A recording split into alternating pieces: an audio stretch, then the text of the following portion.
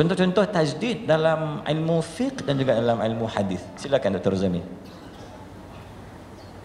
Okey. Tuan-tuan dan puan-puan yang dirahmati Allah Subhanahu wa taala, bila kita menyebut tentang tajdid, tajdid ini satu istilah. Mungkin pada satu zaman perbuatan itu boleh dianggap sebagai tajdid, tetapi tidak di zaman yang lain. Saya bagi contoh. Saya akan mulakan dengan hadis.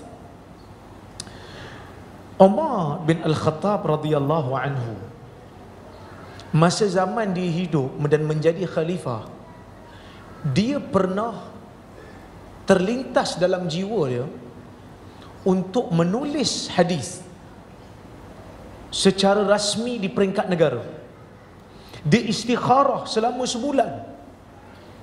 Istikharah dia selama sebulan untuk buat keputusan nak buat ke tak nak buat penulisan rasmi untuk hadis dalam bab, yang penulisan yang rasmi dalam bab ni.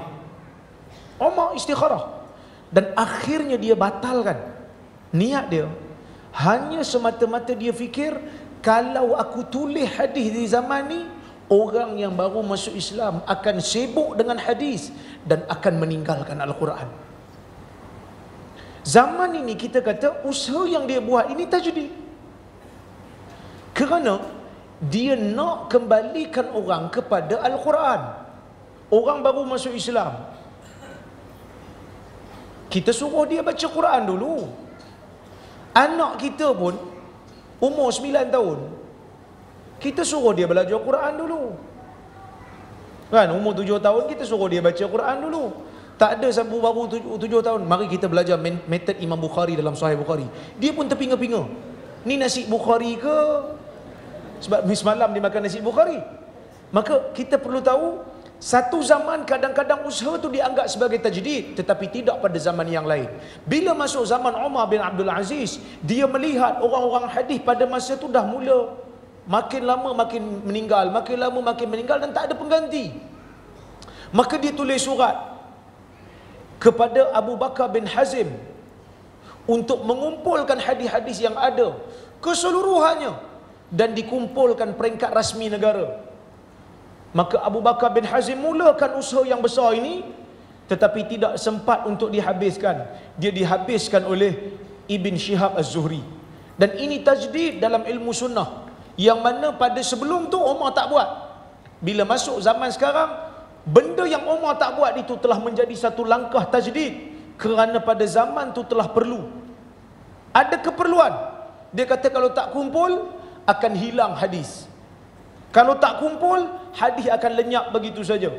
Maka usaha Umar ni dianggap sebagai, Umar bin Abdul Aziz dianggap sebagai salah satu daripada langkah tajdid. Tetapi usaha tajdid dalam ilmu hadis tidak terhenti di situ. Bila munculnya golongan Syiah, bila munculnya golongan-golongan yang pendusta ahli-ahli bid'ah ni, mereka munculkan hadis-hadis palsu. Tak cukup hanya sekadar kumpulkan, kena bantah hadis tu yang palsu ni. Maka mereka meletakkan sanad. Kata Ibn Sirin, innan nas lam yakunu yas'aluna 'anil isnad hatta idza waqa'atil fitnah sammu lana faqalu sammu lana rijalakum fayunzar in kana min ahli sunnah fayukhadhu hadithuhu wa in kana min ahli bid'ah fayuraddu hadithuhu. Kata Ibn Sirin, manusia tidak pernah bertanya tentang sanad sebelum daripada pembunuhan Osman, sebelum munculnya pergaduhan dalam bab politik. Tak berlaku lagi pemalsuan dalam hadis, sehingga apabila Osman dibunuh, masing-masing ada mazhab sendiri, masing-masing ada pandangan politik yang akhirnya membina agama sendiri. Muncul hadis palsu. Maka ulama-ulama hadis meletakkan sanad. Mesti tengok sanad. Namakan pada kami perawi-perawi hadis kamu, supaya kami tengok siapa dia. Kalau dia ni ahli sunnah, kita terima. Kalau dia ahli bid'ah, kita tak terima. Kata Al-Hakim, laulal isnad,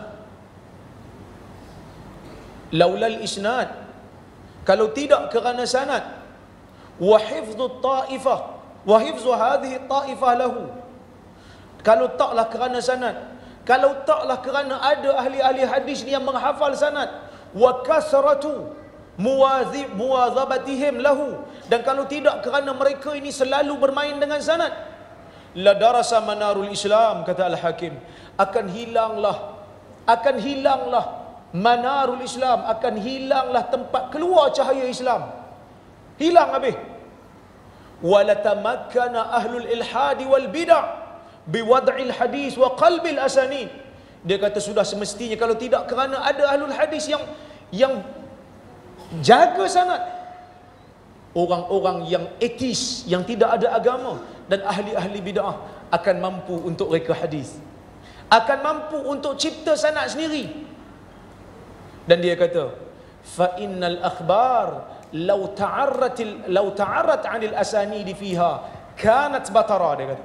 Dan khabar-khabar ini, cerita-cerita yang datang dalam agama ni, kalau tak kerana adanya, kalau tidak dengan sanad, dibawa tanpa sanad, semuanya hancur, semuanya tak ada nilai.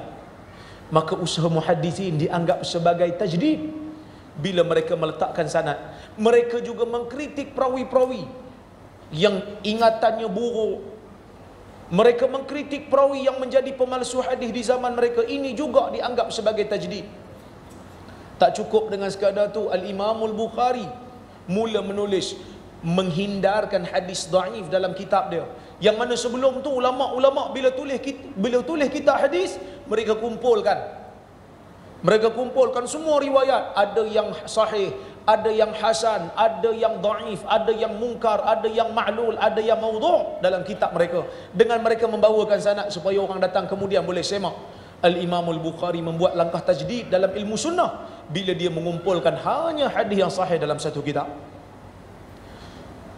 Dan kemudian daripada itu, ulama-ulama hadis melihat tak boleh ni, kalau setakat tulis kitab hadis sahih saja orang tak tahu mana satu yang palsu. Maka mereka mulakan langkah tajdid dalam ilmu hadis. Mereka kumpulkan hadis palsu dalam satu tempat, nak bagi tahu ke umat, yang ni palsu, jangan guna. Itu dalam ilmu hadis. Dalam ilmu fiqh banyaklah usaha-usaha tajdid yang dilakukan oleh para ulama. Antaranya yang saya sebut tadi dah, usaha mentakhrijkan kitab-kitab fiqh, yang mana kadang-kadang riwayat dalam kitab fiqh ini tidak sahih. Umpamanya dalam kitab Hanafi ada riwayat yang mengatakan idfanu asy-sya'r wal adfar fa innaha mayyitah. Tanamlah rambut dan juga kuku, kerana rambut yang dipotong dan kuku yang dipotong ni bangkai. Riwayat ini kata Baihaqi kesemuanya dhaif. Kesemuanya dhaif. Bahkan ada satu riwayat yang sebut al-kalam fil masjid. Al-kalam fil masjid ya'kulul hasanat kama ta'kulun nar al-hashish. Cakap dalam masjid memakan ataupun menghilangkan kebaikan seperti mana api makan rumput yang kering. Semua tak boleh cakap dalam masjid. Kena diam. Kena diam. Tak boleh cakap dalam masjid, habis kebaikan aku. Ditakhrijkan oleh ulama-ulama dengan mengatakan hadis ini tidak ada asalnya. Maka ini tajdid. Kemudian daripada itu, ulama fuqaha telah menulis metod baru dalam fiqh bila mana mereka mulakan perbincangan tentang fiqh muqarin ataupun fiqh muqaran, fiqh perbandingan. Muncul kitab Al-Mughni, muncul kitab Al-Majmu' yang tidak hanya berpada menyebut mazhab sendiri, mereka cuba membandingkan mazhab yang lain dan dalil yang lain. Al-Imamun Nawawi telah menunjukkan contoh yang baik.